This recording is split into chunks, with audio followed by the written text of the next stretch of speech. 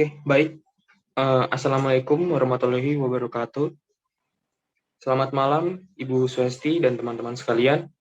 Di sini kami dari kelompok 3 akan memaparkan hasil kerja kelompok kami, yaitu mengenai implikasi dari teknologi informasi. Sebelum memulai presentasi pada malam hari ini, izinkan kami dari kelompok 3 untuk memperkenalkan anggota kelompok kami. Yang pertama, yaitu ada saya sendiri, Ardian Juli Sutanto.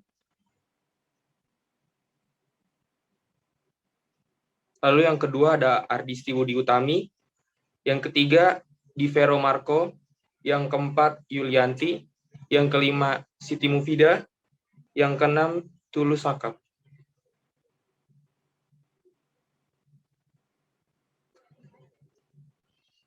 Yang pertama yaitu pendahuluan implikasi dari teknologi informasi. Moral. Moral adalah tradisi kepercayaan mengenai perilaku yang benar dan salah. Moral adalah institusi sosial dengan sejarah dan perangkat aturan. Kita telah diajarkan mengenai moral sejak kita kecil. Kita dapatkan itu mulai dari orang tua, lingkungan keluarga, lingkungan rumah, ataupun lingkungan sekolah dan masyarakat. Seiring dengan pertumbuhan kita, baik secara fisik dan mental, seiringan dengan pertumbuhan usia, kita belajar mengenai peraturan masyarakat untuk kita ikuti. Aturan perilaku inilah yang akan menjadi moral kita. Lalu yang kedua ada etika. Perilaku kita juga diarahkan oleh etika. Kata etika berasal dari bahasa Yunani atau ethos, yang berarti karakter. Etika adalah sekumpulan kepercayaan standar atau teladan yang mengarahkan yang merasuk ke dalam seseorang atau masyarakat. Setiap individu bertanggung jawab atas komunitas mereka, atas perilaku mereka. Etika berbeda dengan moral. Etika bisa bervariasi dari komunitas satu dengan komunitas lainnya. Keberagaman dalam komputer ini terlihat dalam bentuk peranti lunak, bajakan, atau pirate software. Peranti lunak yang diduplikasikan secara ilegal dan kemudian digunakan atau dijual. Apapun alasan untuk pembajakan peranti lunak, tidak seharusnya diterima begitu saja. Pembajakan peranti lunak adalah suatu masalah, karena tidak terdapat insentif untuk merancang dan mendistribusikan peranti lunak baru, kecuali jika penggunanya menyadari nilai ekonomisnya. Lalu yang ketiga ada hukum. Hukum atau law adalah peraturan perilaku formal yang ditetapkan oleh otoritas yang berwenang seperti pemerintah terhadap subjek atau warga negaranya. Pada awalnya, sekitar 10 tahun pertama penggunaan komputer di bidang bisnis dan pemerintahan, tidak ada hukum yang berkaitan dengan penggunaan komputer. Hal ini dikarenakan pada saat itu komputer merupakan inovasi baru dan sistem hukum membutuhkan waktu untuk mengejarnya. Jadi, moral ialah tradisi kepercayaan mengenai perilaku atau benar atau salah. Etika ialah satu set kepercayaan, standar atau pemikiran yang mengisi suatu individu, kelompok, dan masyarakat. Dan hukum adalah peraturan perilaku yang dipaksakan oleh otoritas kedaulatan, seperti pemerintah pada rakyat atau warga negaranya. Penggunaan komputer dalam bisnis diarahkan oleh nilai-nilai moral dan etika pada para manajer, spesialis informasi dan pemakai, dan juga hukum yang berlaku. Hukum paling mudah diinterpretasikan karena berbentuk tertulis. Di lain pihak, etika moral tidak didefinisikan secara persis dan tidak disepakati oleh semua anggota masyarakat.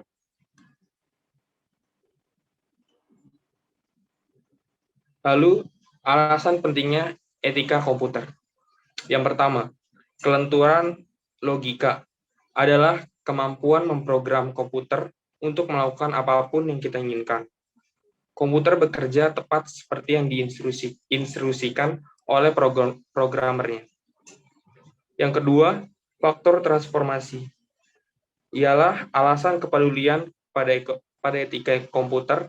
Ini didasarkan pada fakta bahwa komputer dapat mengubah secara drastis cara kita melakukan sesuatu. Lalu yang ketiga, fakta tak kasat mata adalah karena komputer dipandang sebagai suatu kotak hitam, semau operasi internal komputer tersembunyi dari penglihatan. Operasi internal yang tidak nampak ini membuka peluang pada nilai-nilai programan yang tidak terlihat, perhitungan rumit yang tidak terlihat, dan penyalahgunaan yang tidak terlihat. Kode-kode etik. Kode perilaku profesional ACM. ACM dibentuk pada 1947 dan sekarang merupakan perkumpulan profesional komputer AS tertua dan memiliki 80.000 anggota di seluruh dunia.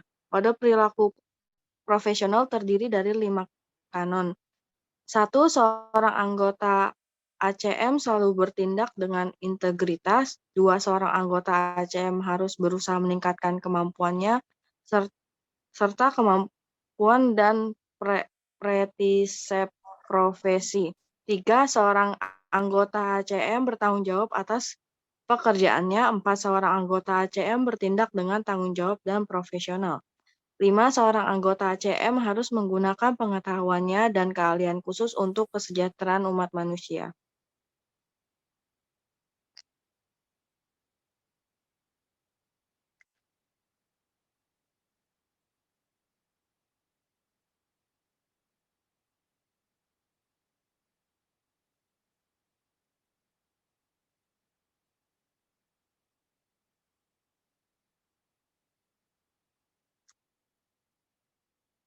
Kode etik DPMA didirikan pada tahun 1951 dan memiliki sekitar 35.000 anggota di seluruh dunia. Misinya adalah menjunjung manajemen informasi yang efektif dan bertanggung jawab untuk kebaikan para anggotanya, para pemberi kerja, dan masyarakat bisnis. Kode etik ICCP didirikan tahun 1973 dengan maksud memberi sertifikat pada para profesional komputer.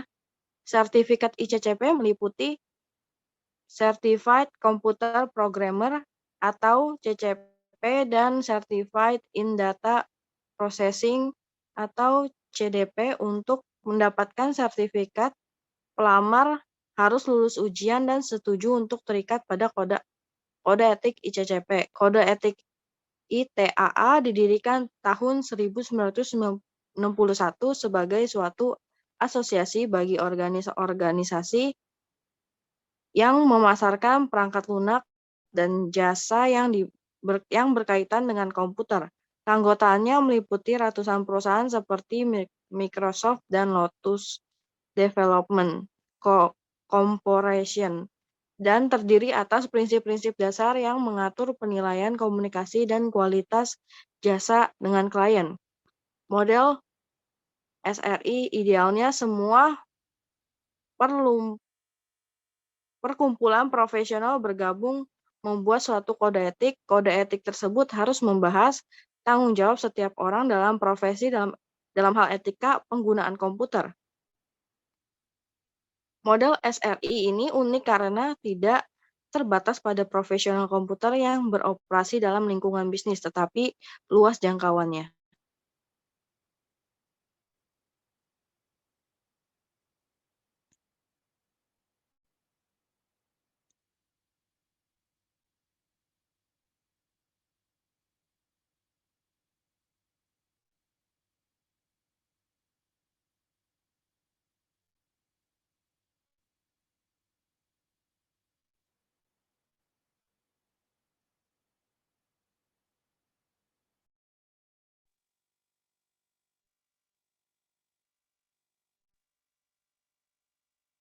Hak atas komputer. Komputer adalah peralatan yang begitu penuh daya sehingga tidak dapat dipisahkan dari masyarakat, yakni bahwa masyarakat memiliki hak akses komputer, keahlian komputer, spesialis komputer, dan pengambilan keputusan komputer.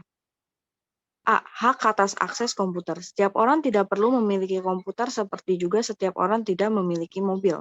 Namun, Kepemilikan atau akses komputer merupakan kunci mencapai hak-hak tertentu lainnya. Misalnya akses komputer berarti kunci mendapatkan pendidikan yang baik. B. Hak atas keahlian komputer. Saat komputer mula-mula muncul, ada kekuatan yang luas daripada pekerja bahwa komputer akan mengakibatkan pemutusan kerja massal. Hal itu tidak terjadi. Kenyataannya komputer telah menciptakan pekerjaan lebih banyak daripada yang dihilangkan. C. Hak atas spesialis komputer. Mustahil setiap orang memperoleh setiap pengetahuan dan keahlian komputer yang diperlukan. Karena itu, kita harus memiliki akses ke para spesialis tersebut. D. Hak atas pengambilan keputusan komputer. Walaupun masyarakat tidak banyak berpartisipasi dalam pengambilan keputusan mengenai bagaimana komputer ditetapkan, masyarakat memiliki hak tersebut.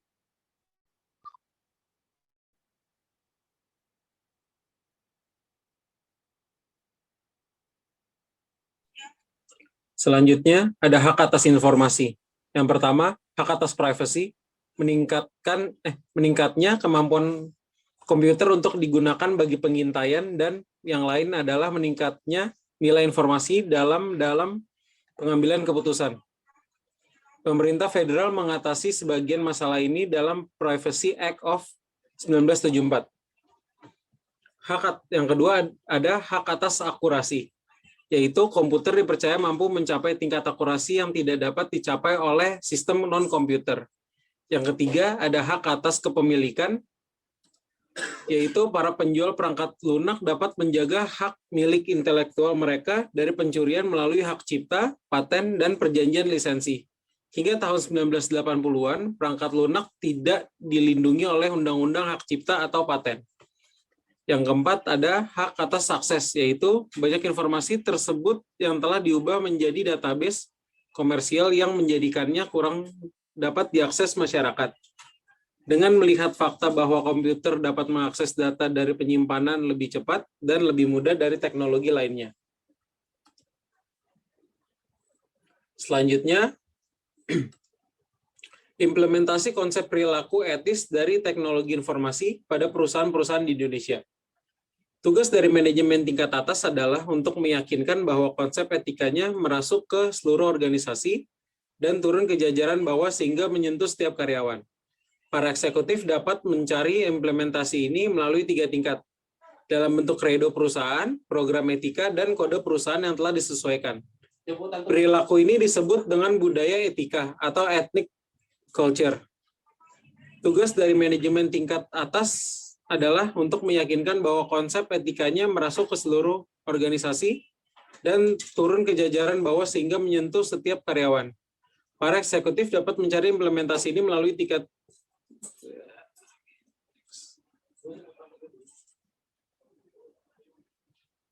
selanjutnya, perusahaan program etika dan kode perusahaan yang telah disesuaikan. Yang pertama, kredo perusahaan atau corporate credo adalah pernyataan singkat mengenai nilai-nilai yang ingin dijunjung perusahaan. Tujuan kredo tersebut adalah untuk memberitahu individu dan organisasi, baik di dalam maupun di luar perusahaan, akan dinilai-nilai etis dan dianut perusahaan tersebut. Yang kedua, program etika atau ethnic program adalah upaya yang terdiri atas berbagai aktivitas yang didesain untuk memberikan petunjuk kepada para karyawan untuk menjalankan kredo perusahaan. Aktivitas yang biasa dilakukan adalah sesi orientasi yang diadakan untuk para karyawan baru. Selama sesi ini, perhatian cukup besar ditujukan untuk masalah etika. Yang ketiga ada kode perusahaan yang disesuaikan. Banyak perusahaan merancang sendiri kode etik perusahaan mereka. Terkadang-kadang kode-kode etik ini merupakan adaptasi dari kode untuk industri atau profesi tertentu. Di bab yang akan datang akan dipelajari kode etik untuk profesi sistem informasi. Meletakkan kredo, program, dan kode pada tempatnya. Kredo perusahaan memberikan dasar untuk pelaksanaan program etika perusahaan. Kode etik tersebut menggambarkan perilaku-perilaku tertentu yang diharapkan dilaksanakan oleh para karyawan perusahaan dalam berinteraksi antara satu dengan yang lain dengan elemen-elemen lingkungan perusahaan.